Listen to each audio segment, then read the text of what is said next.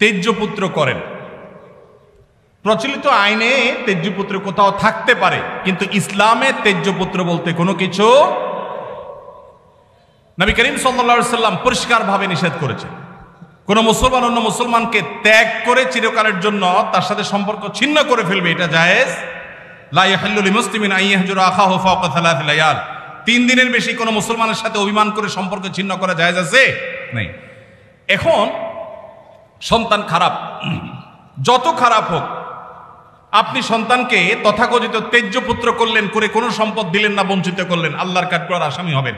আপনার ঘরে জন্মগ্রহণ করেছে, অতএব আল্লাহর কোরআনের মিরাসের আয়াতের নির্দেশের আলোকে এটা তার প্রাপ্য হক হয়ে গেছে। হ্যাঁ, সে যদি মুরতাদ হয়ে যায়, ইসলাম থেকে খারিজ হয়ে যায়, তাহলে সেটা মানে আমিনাল ইরফ, বা সে পরিত্যক্ত সম্পদ থেকে বঞ্চিত হবে। কিন্তু মুসলমান আছে, আপনার কথা শুনে না, আপনার খায় খেদমত করে নাই, আপনি সে অজুহাতে তাকে কিছু দিলেন না, বাকি সন্তানদেরকে দিয়ে দিলেন, আল্লাহর কাঠগড়ায় আসামি হতে হবে, জায়েজ হবে না। এখন এইটা যদি কোনো লোক করে, জীবদ্দশা দিতে চায়, তাহলে সমান হারে দিতে হবে।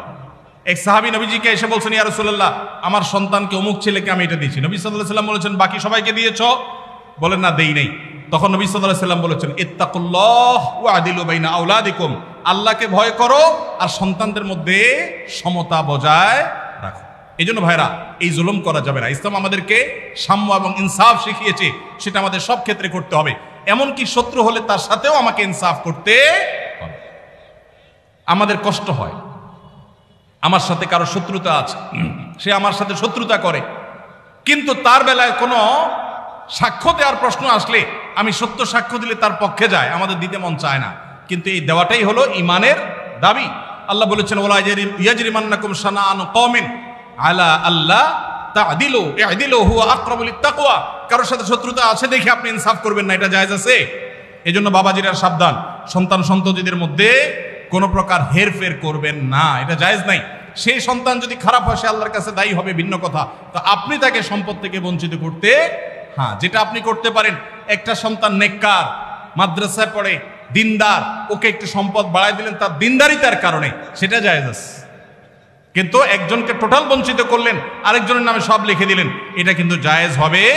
এখন কোন মুরব্বী যদি এই কাজ করেন, তিনি মারা গেলে তার জানাজা পড়া যাবে না, এমন কোনো কথা নেই। তার জানাজা পড়বেন, কিন্তু তিনি আল্লাহর কাছে দায়ী থাকবেন।